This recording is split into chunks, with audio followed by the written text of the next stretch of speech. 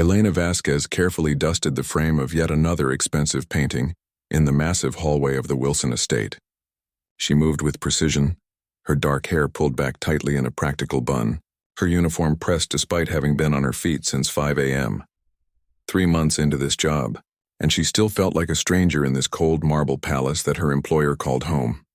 The mansion sat on a hill overlooking the Pacific Ocean, a monument to wealth that Richard Wilson had built after selling his tech company for billions. The glass and steel structure housed treasures from around the world, artwork, sculptures, and rare collections that Elena cleaned but never truly saw. To her, they were just more surfaces that could cost her job if she damaged them. Elena paused as her phone vibrated in her pocket. A text from her mother. "How is work today?" "Did you eat lunch?" She typed back quickly. "All good, Mama. Yes, I ate." She didn't mention that lunch had been a hurried sandwich in the staff kitchen, or that her back ached from scrubbing bathroom floors. At 24, this wasn't the life Elena had imagined for herself. Back in Venezuela, she had been someone different, a music student with nimble fingers and big dreams. The old concert programs and competition medals were now packed away in a box under her bed, in the tiny apartment she shared with 2 other women on her rare days off. "You missed a spot." Elena jumped, nearly knocking over an antique vase. She hadn't heard Richard approach. He moved silently for a man of his size. A tall figure with salt and pepper hair and eyes that seemed to calculate everything they saw. "I'm sorry, sir," she said, her accent thickening with nervousness. "I'll do it again." Richard Wilson nodded, his expression unreadable behind expensive glasses. At 52, he rarely smiled, and the staff whispered that he hadn't always been this way. There had been a wife once, they said, and laughter in the house. Now there were just rules, many, many rules. "When you're finished here, the library needs attention," he said before walking away, his Italian leather shoes clicking on the marble floor. Elena released the breath she'd been holding. Unlike the other staff, she hadn't yet learned to relax around the man who paid their salaries.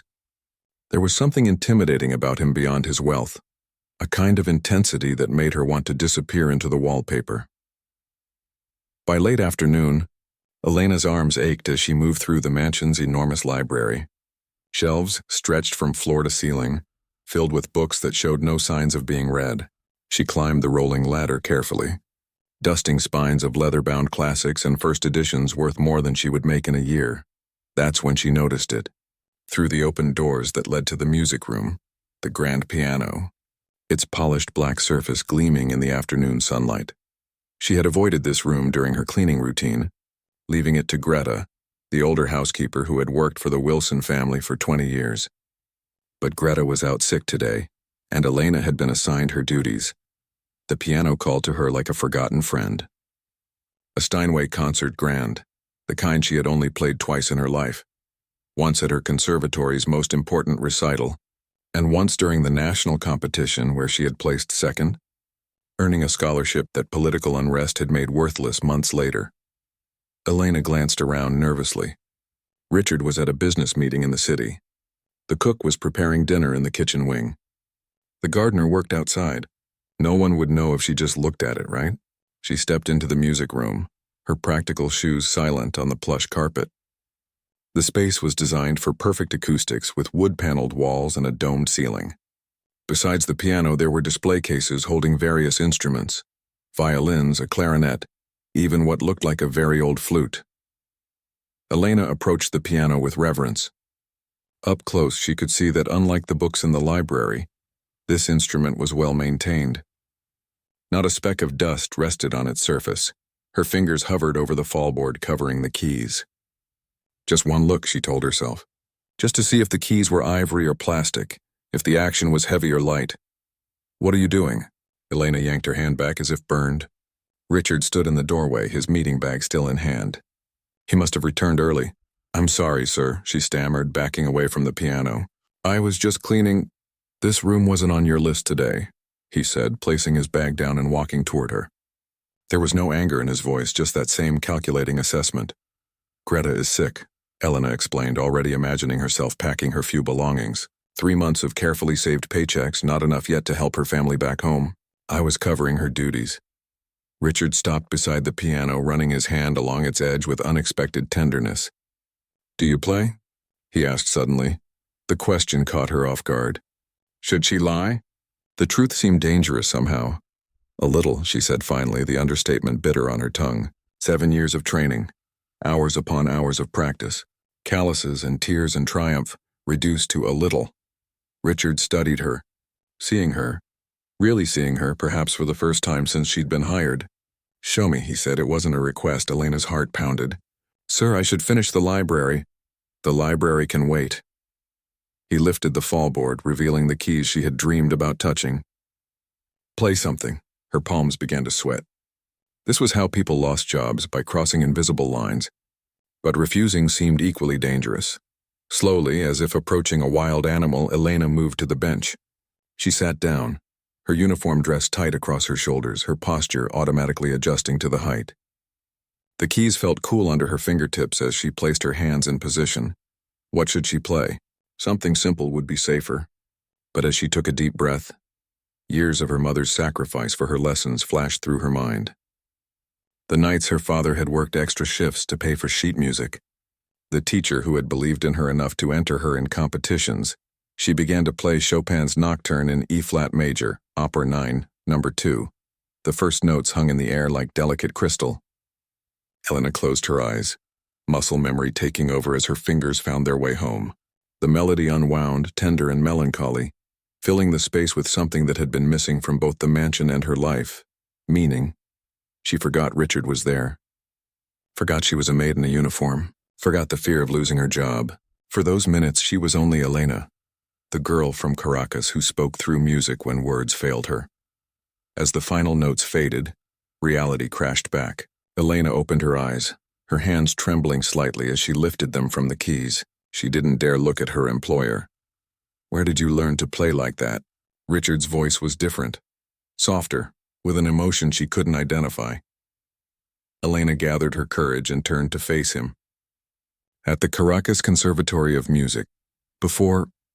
She trailed off, unsure how to explain the complicated collapse of her former life. Before what? Before everything changed. She stood, smoothing her uniform. I should go back to work now. Richard shook his head slowly, still staring at her as if seeing a ghost. That was Chopin. Played not by someone who knows a little piano.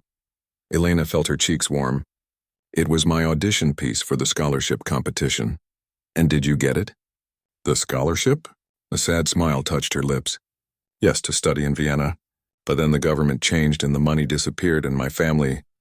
She stopped herself. He didn't need her life story. It doesn't matter now. Richard walked to one of the display cases and unlocked it, removing a yellowed program.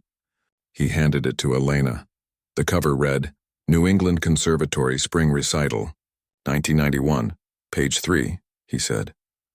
She turned to the page and saw a much younger Richard Wilson listed as a piano soloist, performing Rachmaninoff. I wanted to be a concert pianist, he said, his voice distant.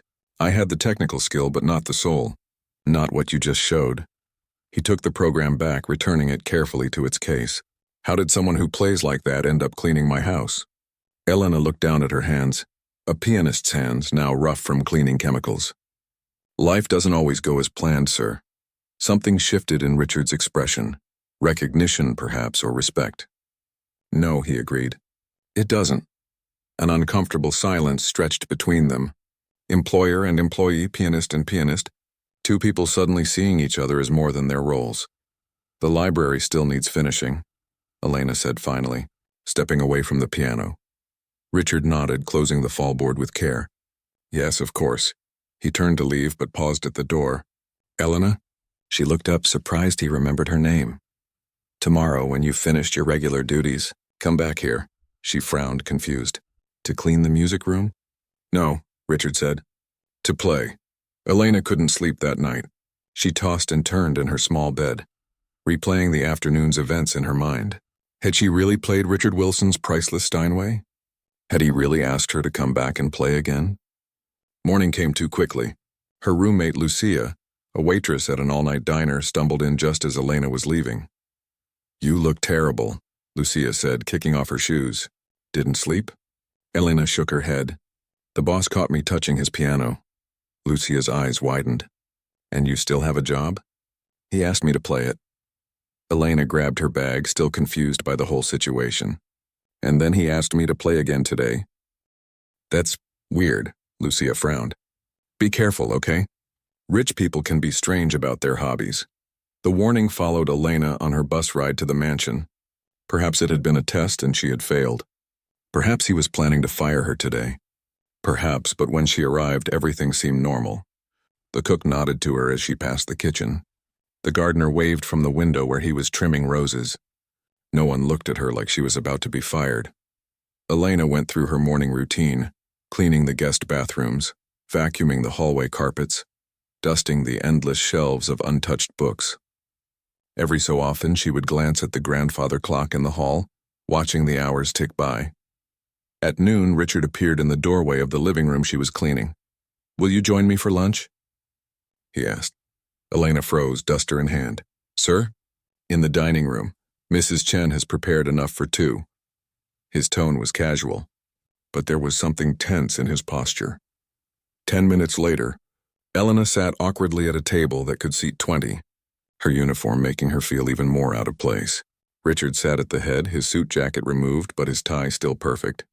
Mrs. Chen, the cook, placed bowls of fragrant soup before them, giving Elena a curious look before returning to the kitchen. "Do you still practice?" Richard asked, breaking the silence. Elena stirred her soup nervously. "Not really. There's no piano in my apartment." "But before yesterday, how long had it been since you played?" She considered lying but decided against it. 2 years, since leaving Venezuela." Richard nodded as if confirming a theory. "And yet you played Chopin flawlessly." "Not flawlessly," she corrected automatically, then bit her lip. "I mean, I made mistakes." A small smile touched his lips. You made 3 mistakes. Most people wouldn't have noticed." She felt her cheeks warm at the critique. "You have a good ear." "I have a trained ear," he corrected. "There's a difference." They ate in silence for a few minutes. Elena couldn't help wondering what this strange lunch was about. Was he going to offer her a different position? Or just fire her in a more civilized way? "Why did you apply to be a housekeeper?" Richard finally asked. "With your talent, you could teach music at the very least." Elena looked down at her bowl. "I tried, but I don't have the right papers to work at schools here. And private student," she shrugged. "They want teachers with fancy American degrees, not refugees with stories about competitions back home." "And your family? They're still in Venezuela?" She nodded. "My parents and younger brother. I send money when I can, which is why you took this job." It wasn't a question, but she answered anyway. "Yes, it pays better than most, and the room and board for live-in staff means I can save more." Richard seemed to be turning something over in his mind. "Finish your lunch," he said finally.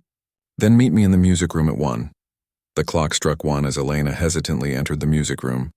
Her hand still smelled faintly of the lemon polish she'd used on the dining room table after lunch. Richard was already there, sorting through a stack of sheet music. Without looking up, he said, "Close the door." She obeyed, her heart racing again. The black piano gleamed in the afternoon sun, looking even more beautiful than yesterday. "Can you sight read?" Richard asked, selecting a piece from the pile. "Yes," Elena said, then added more honestly, "Some things better than others." He held out the music, Bach's Prelude in C major. "Show me." Elena took a deep breath and sat at the piano. Bach was precise, mathematical. A good test of technique. She placed the music on the stand, took a moment to scan it, then began to play. The piece was simpler than Chopin but required perfect timing. Elena felt Richard's eyes on her hands as she moved through the familiar arpeggios. When she finished, she looked up at him, waiting. "Again," he said, "but this time don't look at the music." She played it from memory, more confidently now. "Again," he said when she finished. "Slower. Feel each note." They went on like this for an hour, Richard giving commands, Elena playing, adjustments being made. It felt strange, like being back in a lesson but with higher stakes. Several times Richard stopped her mid-piece to demonstrate something on the higher octaves, his own technique perfect if somewhat cold. "Enough, Bach," he said eventually. He handed her another piece, Debussy's Clair de Lune. Elena's heart jumped. This was one of her favorites, a piece she had performed many times. "Do you know it?" Richard asked, watching her reaction. "Yes." "Then play it as you feel it." She closed her eyes for a moment, centering herself, then began. The opening notes floated like moonlight on water. As the piece built, she let herself get lost in it. The way the harmonies shifted like clouds across the night sky. The gentle build to the climax, then the return to stillness.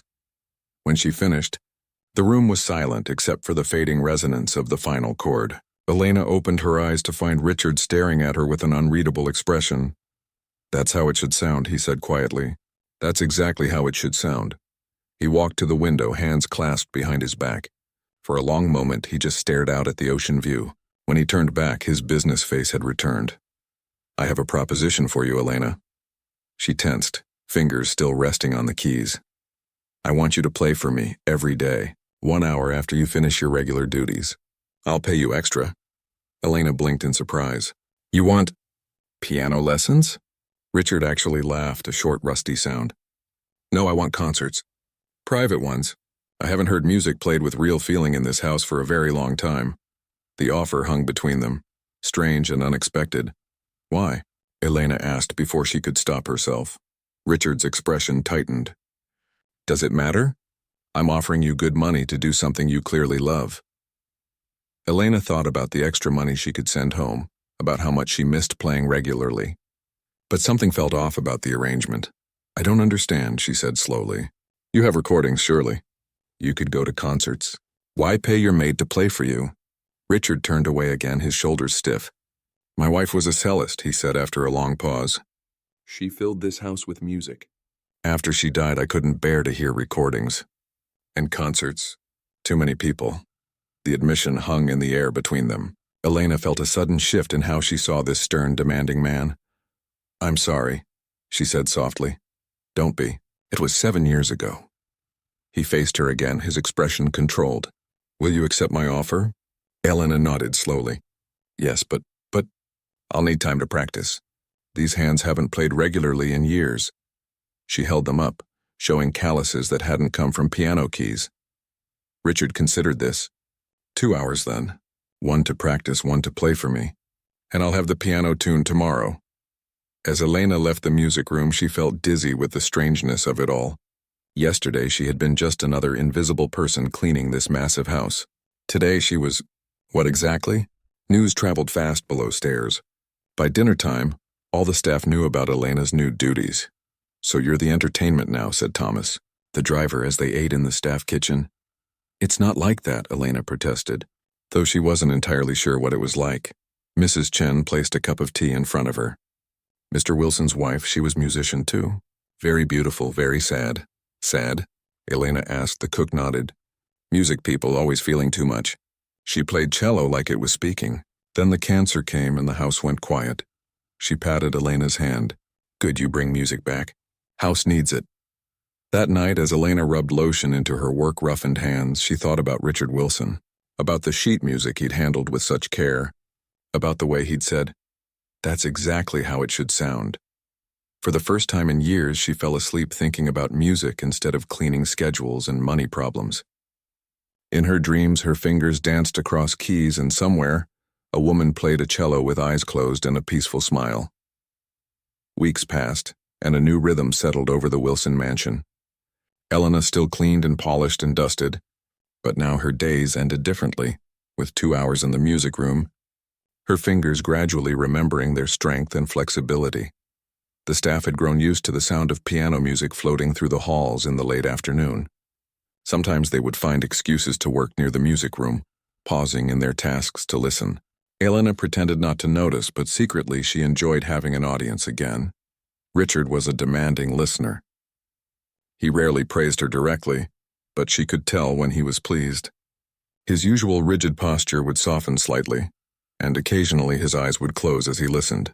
On those days, Elena knew she had played well. Today, she was working on a piece she hadn't attempted in years, Rachmaninoff's Prelude in G minor. Her fingers stumbled over a particularly difficult passage, and she sighed in frustration. "Again," Richard said from his usual spot by the window. "The left hand needs to be steadier." Elena flexed her fingers and tried once more, concentrating on the powerful bass notes. "Better, but still not right, may I?" Richard asked, approaching the piano. Elena shifted to make room on the bench. He sat beside her, their shoulders almost touching, and demonstrated the passage. His technique was flawless, each note precisely weighted and timed. "Like that," he said, standing quickly. "Try again." Elena played the passage, mimicking his approach. This time the notes flowed correctly. "Good," Richard said, the rare praise making her smile. "Now from the beginning." As she played, Elena noticed Richard checking his watch. He seemed distracted today, less focused on the music. When she finished, he nodded absently. "That's enough for today. I have a dinner meeting." Before she could respond, the doorbell rang. Thomas's voice came through the intercom system. "Mr. Wilson, your guests have arrived early." Richard frowned. "Show them to the living room." "I'll be right there." He turned to Elena. "That's all for today." She began gathering the sheet music, expecting him to leave, but he hesitated. "I forgot to mention some colleagues are coming to the house tomorrow evening. A small dinner party. Mrs. Chen will need help serving." Elena nodded, understanding that tomorrow she would temporarily return to being just staff. "Of course." Richard lingered, seeming to want to say something more, but then simply nodded and left. The next evening, Elena wore the formal black and white uniform required for serving at Richard's rare social events. Mrs. Chen bustled around the kitchen, putting final touches on elaborate dishes while muttering to herself in Mandarin. "How many guests?" Elena asked, arranging sliced bread in a basket. "6, Mrs. Chen replied. "Business people. Very important, Mr. Wilson says. He even had Thomas buy special wine." Elena helped carry platters to the dining room, where the long table had been set for 7. Crystal glasses sparkled under the chandelier, and fresh flowers scented the air. It was strange to be back in this room as a server. After so many private lunches with Richard discussing music, the guests arrived at 7, 3 men and 3 women in expensive clothes, all with that particular confidence that came with wealth and power. Elena kept her eyes lowered as she offered appetizers, trying to be invisible as she'd been taught. "Richard, this house is even more impressive than you described," said an older man with a British accent. "And that view of the ocean, spectacular." Richard nodded politely. "Thank you, Gregory. It serves my needs." A woman with sleek silver hair laughed lightly. "Always so modest. This place is practically a museum. I noticed the Picasso sketch in the hallway. Is it original?" "It is," Richard said, sounding bored already. "Shall we sit for dinner?" The conversation flowed around business topics: acquisitions, stock prices, market trends. Elena moved quietly around the table, filling wine glasses and removing empty plates. The guests barely glanced at her, too absorbed in their discussions to notice the help. "Before we discuss the Singapore project further," Richard said as dessert was served, "I thought we might take a short break. I have something I'd like to show you." Elena was in the kitchen, helping Mrs. Chen plate chocolate soufflé, when Thomas appeared at the door. "Mr. Wilson asks that you come to the music room," he said. Looking confused, Elena's heart jumped. "Now?" "But the dessert, Mrs. Chen and I will handle it," Thomas said. He was quite insistent. Elena removed her serving apron with shaking hands. What was Richard planning? She found the dinner guests arranged on sofas in the music room, wine glasses in hand. Richard stood by the piano, his expression unreadable. "Ah, here she is," he said as Elena entered. "Ladies and gentlemen, this is Elena Vasquez." 6 pairs of curious eyes turned to her. Elena felt heat rise in her cheeks. "Elena is from the Caracas Conservatory," Richard continued. "She has kindly agreed to play something for us." The silver-haired woman raised an eyebrow. "Your housekeeper is a concert pianist? How unusual." Elena stood frozen, caught between embarrassment and anger. She hadn't agreed to perform for these people. This wasn't part of their arrangement. Richard met her eyes, and something in his gaze softened.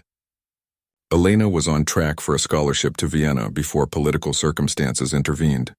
"We're fortunate to have her talents in this house in whatever capacity." He moved away from the piano, gesturing for her to take her place. "Perhaps the Rachmaninoff you've been working on." Elena walked to the piano slowly, her serving uniform suddenly feeling like a costume in a play she hadn't agreed to perform. She sat on the bench, aware of the curious stares, the whispered comments. For a moment she considered standing up and walking out. Richard had no right to put her on display like this, to turn her into entertainment for his business associates. She wasn't a trained monkey to perform on command. But then her fingers touched the keys and all other thoughts faded. This piano, at least, had become a friend over the past weeks. She began the powerful opening chords of the Rachmaninoff prelude, letting the music wash away her anger. As she played, Elena forgot about the audience, forgot about her uniform, forgot about Richard's presumption. She poured everything into the piece. Her frustration at being a housekeeper instead of a pianist, her longing for her family back home, her complicated feelings about Richard and this strange double life she was leading. The final notes rang out, powerful and defiant. In the silence that followed, Elena kept her head bowed, not wanting to see the faces of the guests. Then the applause began, enthusiastic, genuine applause. Elena looked up in surprise. The British man, Gregory, was on his feet. Extraordinary. Absolutely extraordinary. The silver-haired woman was staring at Elena with new interest. "Where did you say she studied?" "Caracas." Richard nodded, a hint of pride in his expression. Elena was the youngest finalist in Venezuela's national piano competition 5 years ago. Elena stood, uncomfortable with being discussed as if she weren't there. "If you'll excuse me, I should help with dessert." "Nonsense," said a younger woman with a French accent. "You must play something else. The Chopin ballade, perhaps? Or some Liszt?" Richard stepped in smoothly. "I think one piece is enough for tonight. We wouldn't want to keep Elena from her rest." The guests returned to the dining room, still buzzing about the performance. Elena stayed behind, confronting Richard once they were alone. "You had no right," she said quietly, hands trembling with emotion. "I'm not here to impress your friends." Richard had the grace to look slightly ashamed. "You're right. I apologize. But you must have seen their reaction. They were amazed by your talent." "I don't care what they think," Elena said. "Our arrangement was private. You and me, not you parading me in front of guests while I'm wearing a serving uniform." "The uniform doesn't matter," Richard said. "The music speaks for itself." "The uniform matters to me," Elena shot back.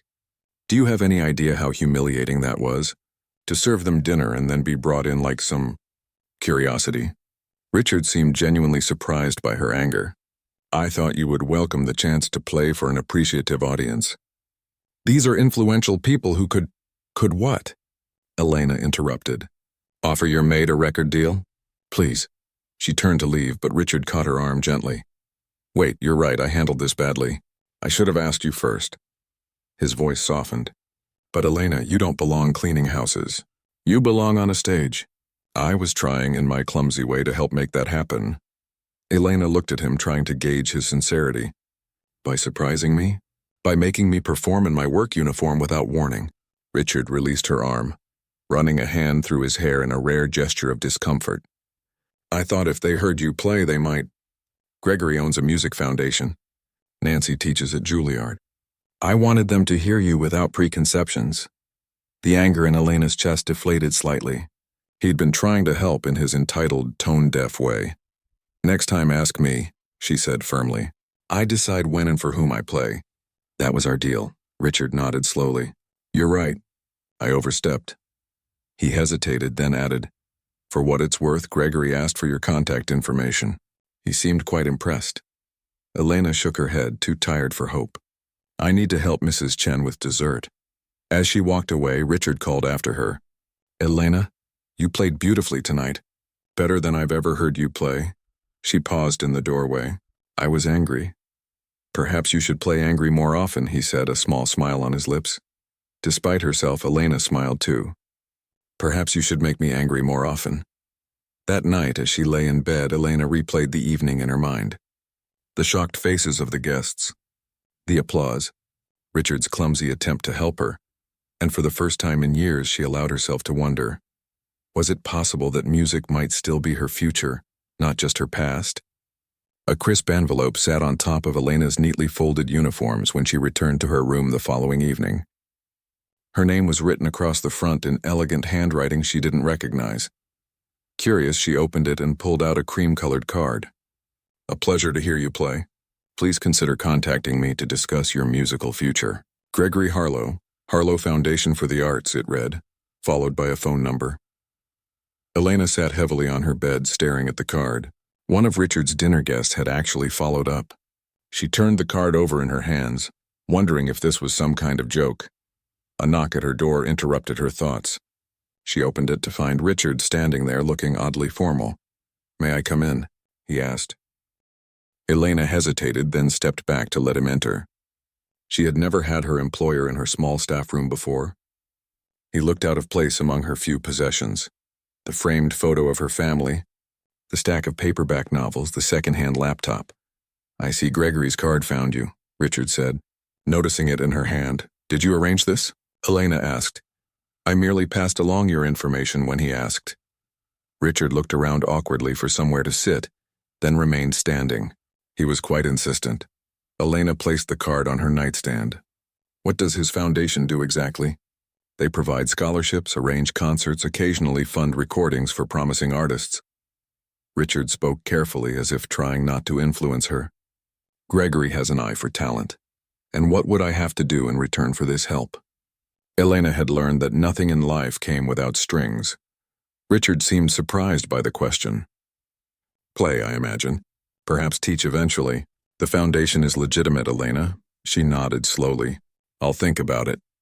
"Good." Richard shifted his weight, clearly uncomfortable in the small room. "There's something else I wanted to discuss. A charity event is coming up in 3 weeks. A fundraiser for music education programs in underserved communities. I'm on the board." Elena waited, guessing what was coming.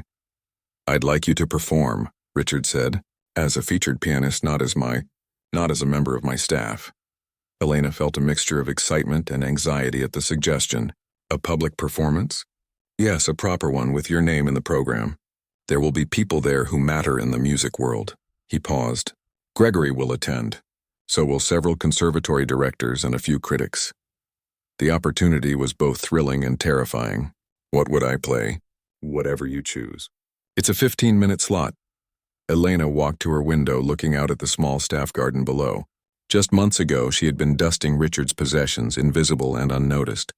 Now he was offering her a chance to be seen, to be heard as a musician again.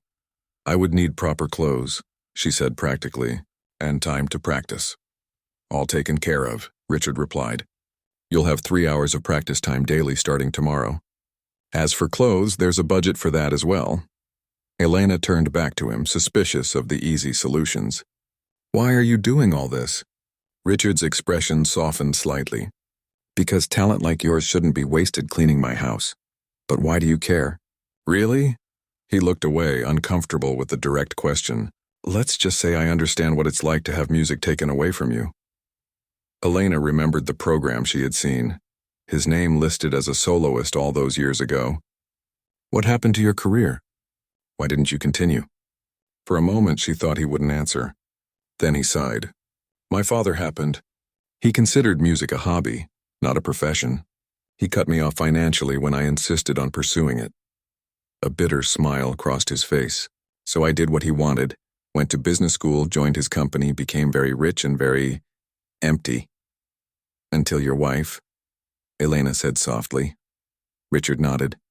"Until Nora. She filled the house with music again. Made me remember what I'd lost."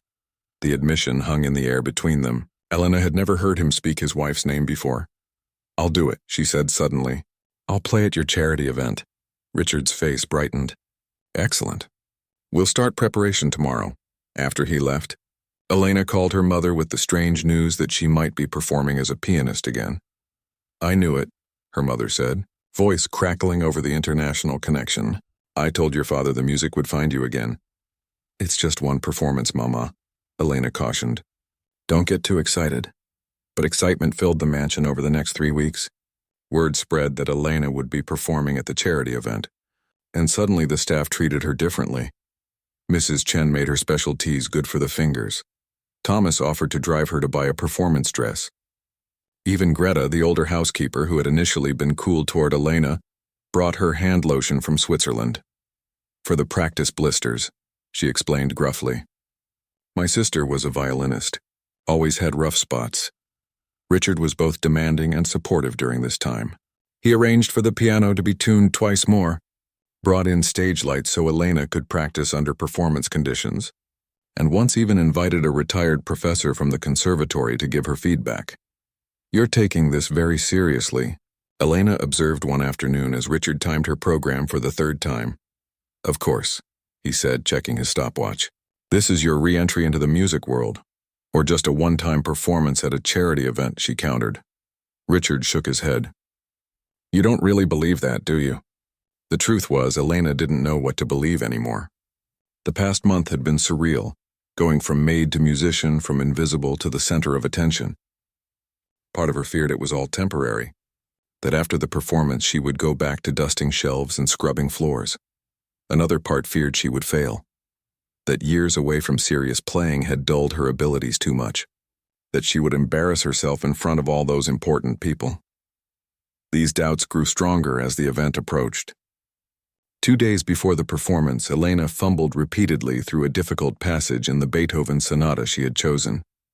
Frustrated, she slammed her hands down on the keys. I can't do this, she said, standing abruptly. I'm not ready. I should never have agreed. Richard, who had been listening from his usual spot, approached the piano. You're just nervous. That's normal. It's not nerves, Elena insisted. It's reality. I haven't performed in years. My technique is rusty. I'm going to make a fool of myself and embarrass you in front of all your fancy friends. They're not my friends, Richard said mildly. And you won't embarrass anyone. Elena paced the room, anxiety building. This was a mistake.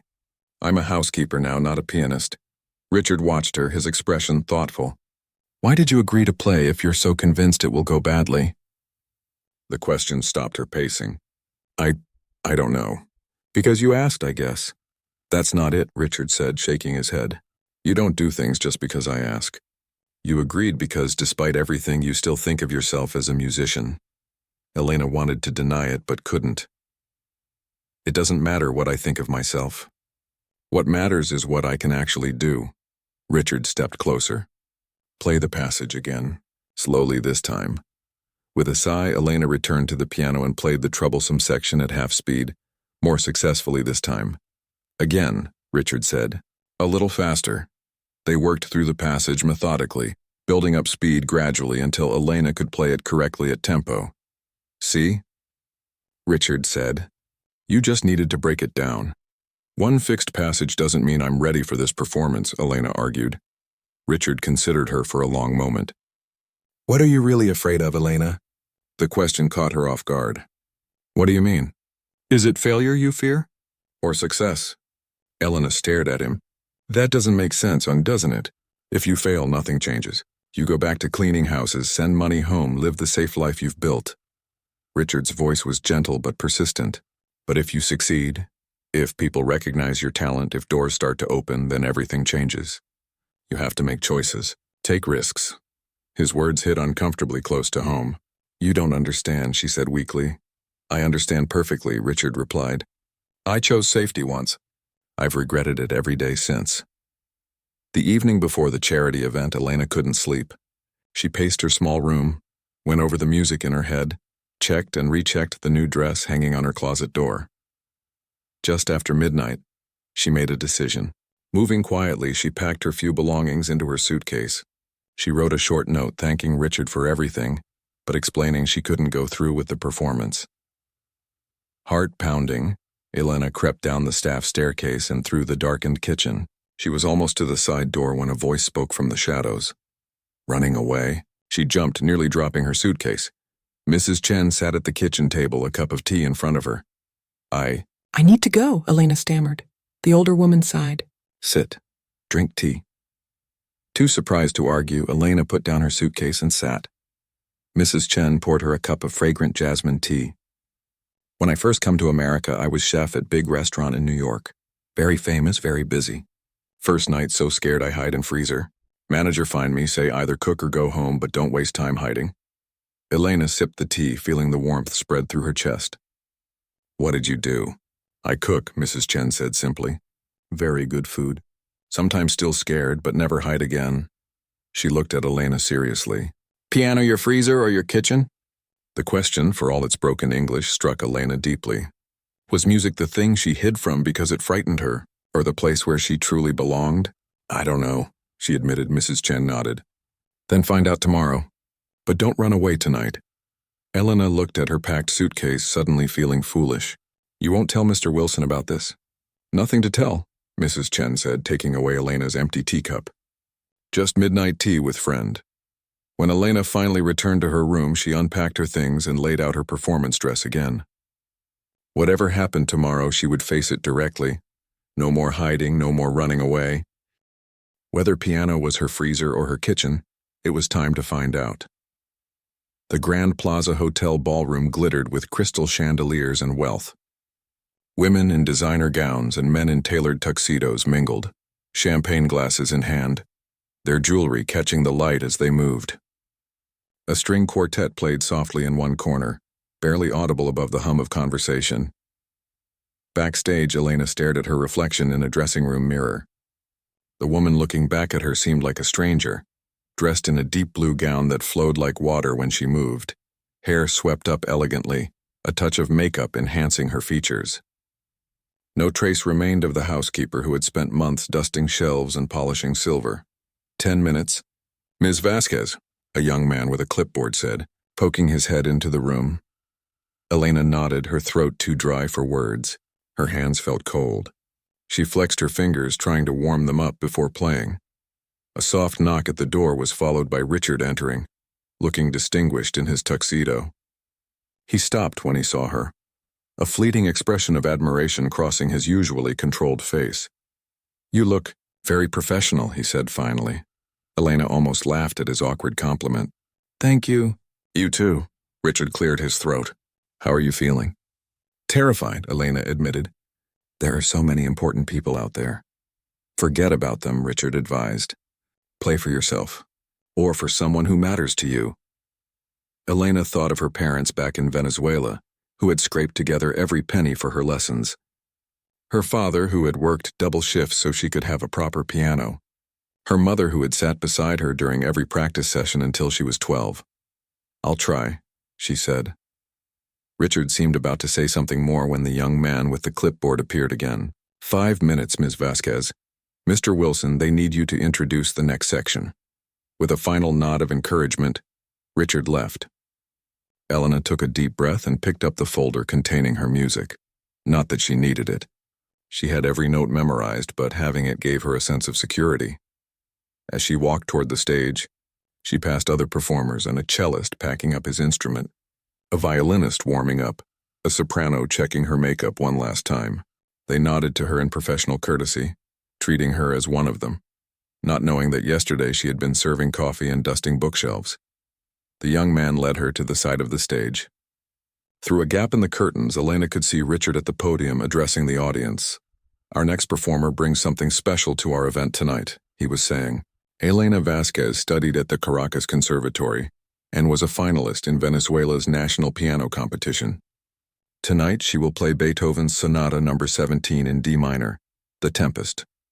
There was polite applause as Richard stepped away from the microphone. Then he did something unexpected. He walked toward Elena in the wings and squeezed her hand briefly. "Remember," he whispered, "play for someone who matters."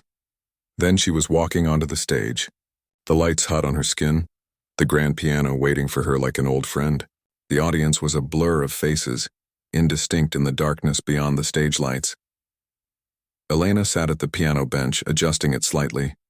She placed her hands on the keys, feeling their cool smoothness beneath her fingertips. For a heartbeat, panic threatened to overwhelm her. What was she doing here, pretending to be a concert pianist when she was just a housekeeper? She closed her eyes, pushing the doubt away. When she opened them again, she looked past the audience, past the ornate ballroom, and imagined she was playing for her mother, for her father, for the teacher who had believed in her when no one else did, and for herself, the girl who had once dreamed of playing on stages much like this. 1. Elena began to play. The opening notes of the Beethoven Sonata filled the room, restless, questioning, building like a storm on the horizon. Her initial nervousness faded as the music took over, her body remembering what her mind had feared it had forgotten. She played the first movement with growing confidence, feeling the emotional narrative of the piece, the conflict, the tension, the search for resolution. By the second movement, she was fully immersed, her fingers finding their way through the delicate, introspective melody. As she began the final movement, Elena felt something shift inside her. This wasn't just Beethoven's story she was telling, it was her own. The struggle, the loss, the journey to find her place. Each note carried a piece of her past, her present, and possibly her future. When the final chord faded into silence, Elena remained still, eyes closed, unwilling to break the spell that had settled over the room. Then came the applause. Hesitant at first, then growing stronger, warmer. Elena opened her eyes to see people rising to their feet. A standing ovation. She stood somewhat shakily and bowed as she had been taught years ago. As she straightened, her eyes met Richard's in the front row. He was applauding with everyone else, but there was something different in his expression. Not pride of ownership, as she had feared, but a genuine respect. Perhaps even a touch of wonder. Backstage, Elena was surrounded by people she didn't know, all offering congratulations, business cards, questions about her training and background. Gregory Harlow from the foundation was particularly enthusiastic. "That was remarkable, truly remarkable," he said, pressing another card into her hand. "We must talk about your future. Perhaps a scholarship to complete your training?" Elena thanked him, promising to call, her head spinning with the suddenness of it all. More people approached. A woman from a conservatory, a man who organized concert series, even a recording producer.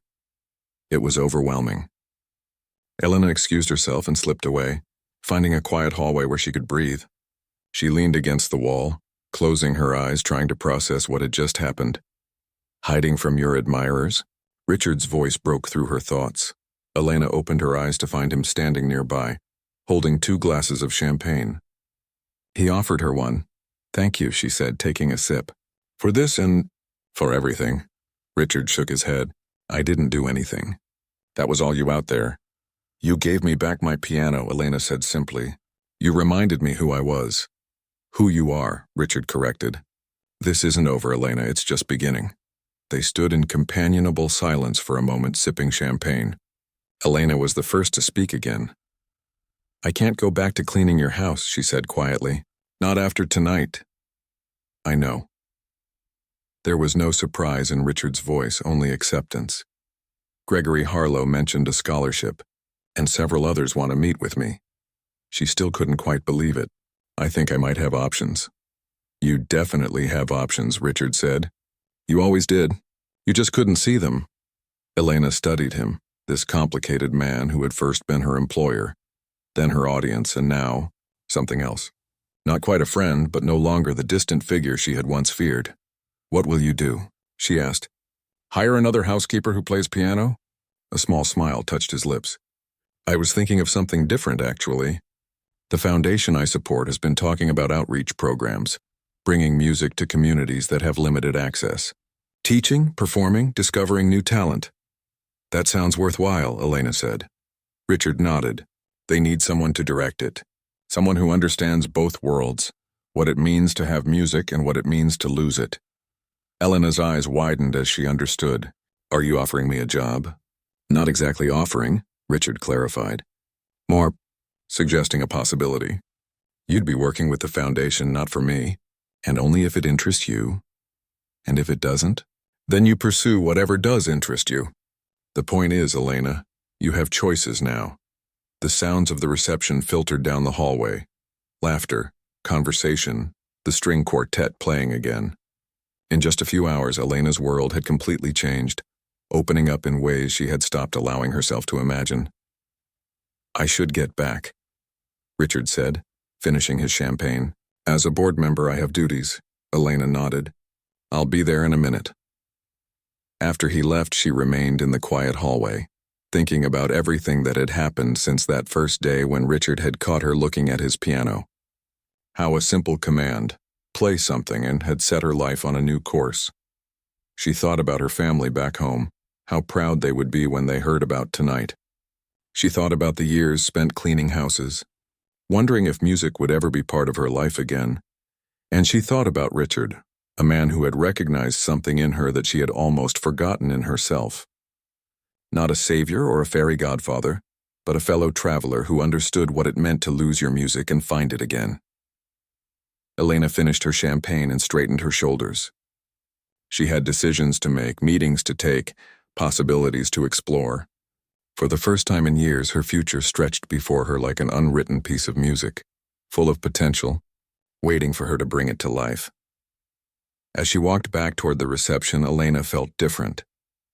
Not just because of the elegant dress or the applause still ringing in her ears, but because she had reclaimed a part of herself she had thought was lost forever.